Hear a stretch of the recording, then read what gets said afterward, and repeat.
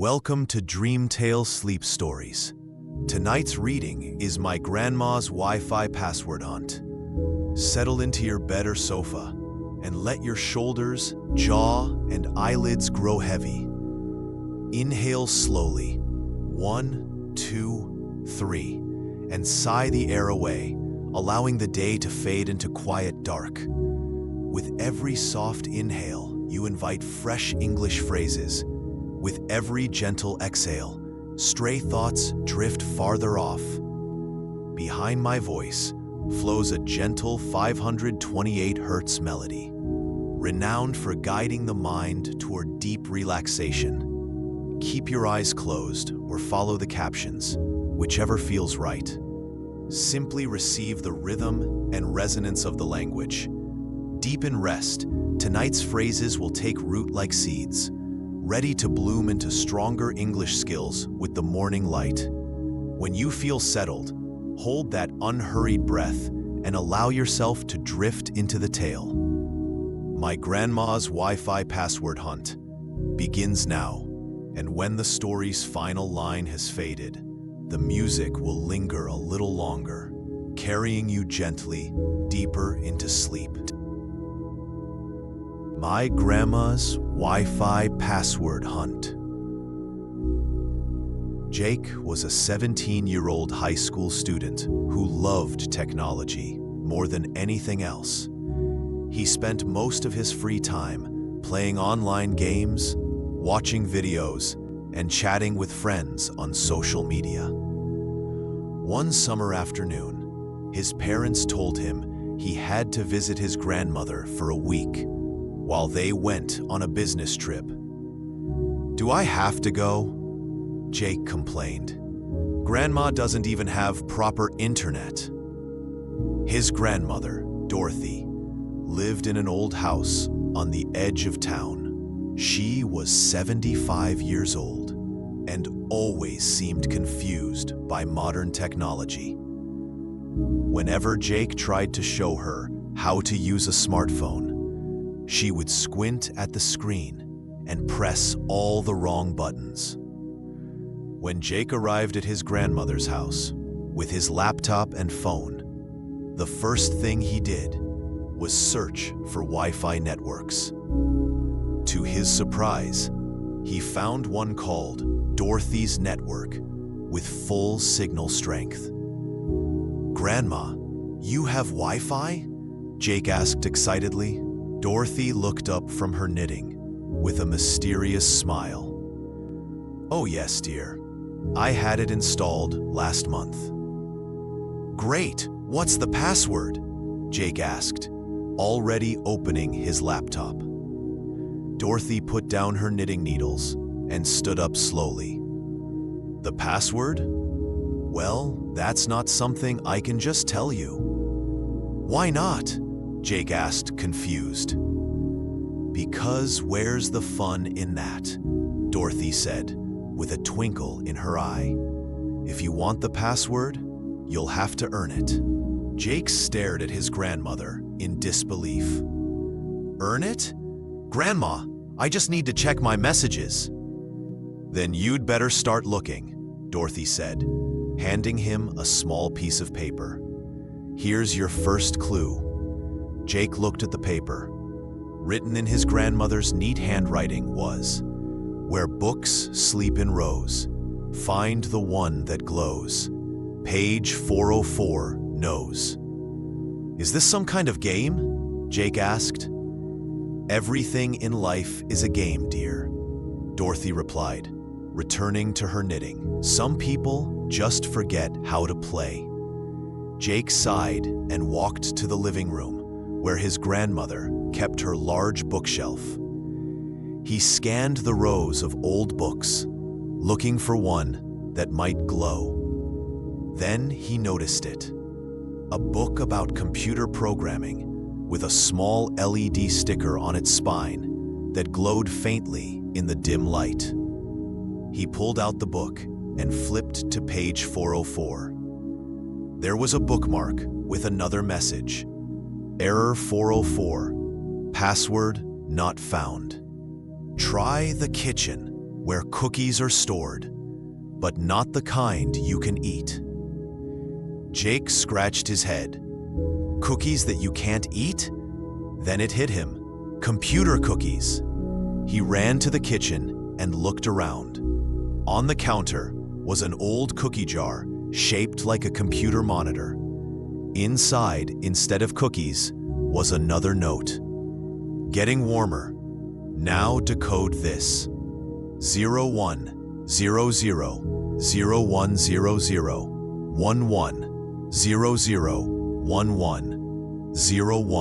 0101. Jake recognized binary code immediately. He grabbed a piece of paper and started converting. H-O-M-E. Home, he muttered. What about home? He looked around the kitchen and noticed a home sweet home sign hanging on the wall. Behind it was another clue. The password has 12 characters.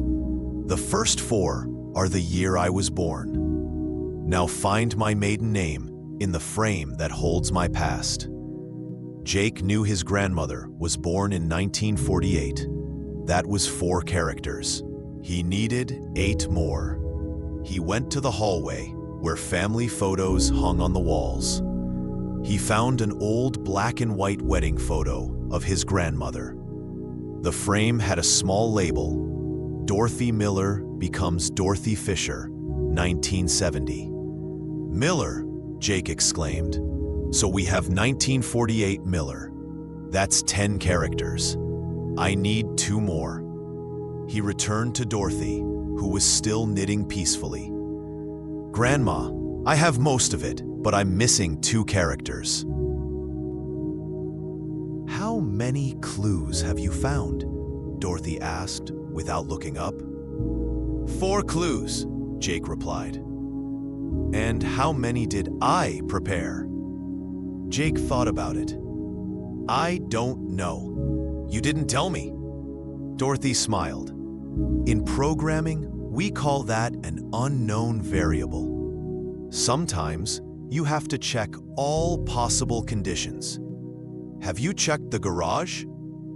Jake ran to the garage, which was filled with old furniture and boxes. In the corner, he spotted an ancient-looking computer, a Commodore 64 from the 1980s. There was a sticky note on the monitor. My first love. 2 characters that started it all. 64. 1948 Miller 64. Jake shouted triumphantly. He ran back to the living room and typed the password into his laptop. It worked. Congratulations, Dorothy said, looking genuinely pleased. You solved it faster than I expected. Grandma, how do you know about binary code and computer cookies? Jake asked, amazed. Dorothy laughed, a real hearty laugh. Sit down, dear. Let me tell you a story. She reached under her knitting basket and pulled out an old photo album. The first picture showed a young woman standing next to a massive computer that filled an entire room. That's me in 1972, Dorothy said. I was one of the first female programmers at IBM. I wrote code in Fortran and COBOL before your parents were even born. Jake's jaw dropped. You were a programmer? But you can't even use a smartphone. Can't I? Dorothy pulled out the latest iPhone from her knitting basket and unlocked it with facial recognition. I have Instagram, TikTok, and I even stream on Twitch sometimes. My username is GrandmaGamer48. Wait, what? Jake couldn't believe what he was hearing. You're GrandmaGamer48? You have 50,000 followers? Dorothy winked. I play retro games. My viewers love watching an old lady beat Super Mario in record time. But why pretend you don't understand technology? Jake asked.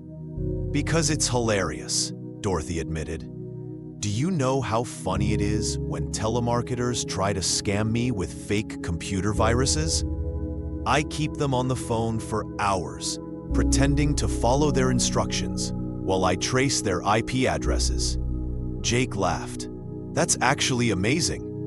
But why the treasure hunt for the Wi-Fi password? When I was teaching programming in the 1980s, Dorothy explained, I always believed that the best way to learn was through problem solving. Too many young people today want instant gratification. They Google everything instead of thinking it through. She showed Jake another photo, Dorothy standing in front of a classroom full of students with complex equations on the blackboard behind her. I retired from Silicon Valley 15 years ago, she continued. I moved here for the quiet life, but I kept up with technology. I have fiber optic internet, a gaming PC in my bedroom, and I'm currently learning Python just for fun.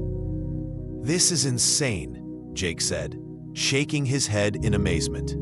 My grandmother is cooler than me. Now, Dorothy said, putting the album away, since you solved my puzzle, how about I teach you some real programming? We could build an app together this week. Really? Jake's eyes lit up. Of course, but first, let me show you my setup. Dorothy led him to a door he'd never noticed before.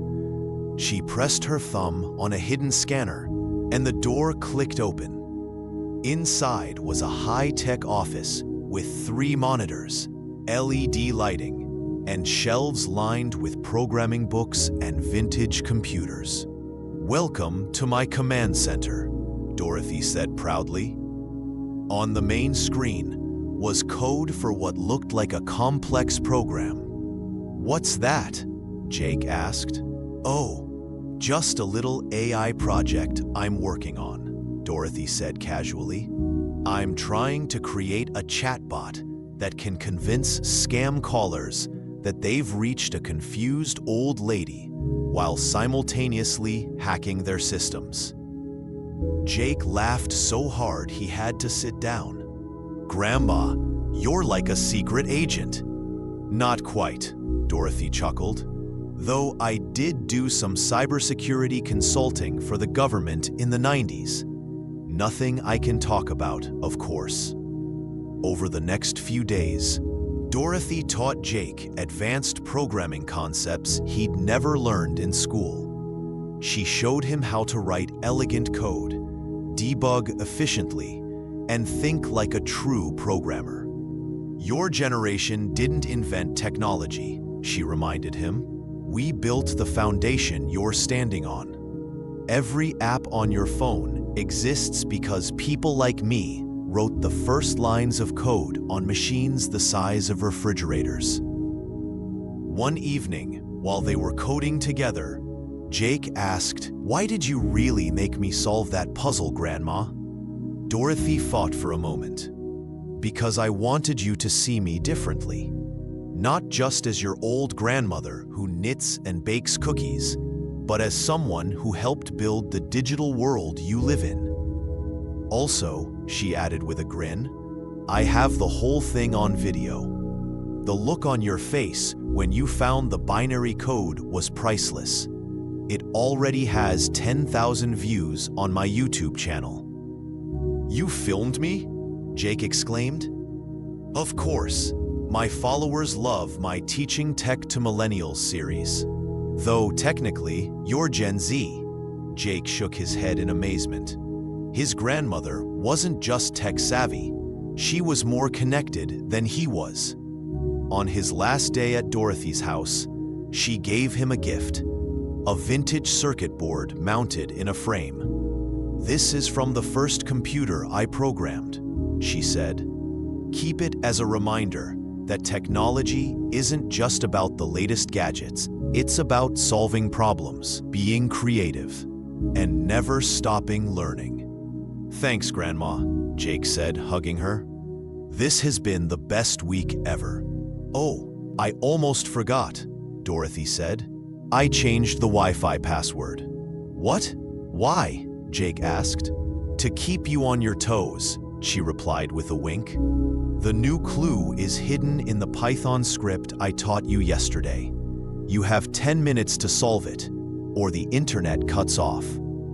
Jake ran to his laptop, laughing. His grandmother might be 75, but she was definitely the coolest hacker he knew. As he started debugging the code to find the new password, he heard Dorothy chuckling from the other room. 8 minutes left, she called out.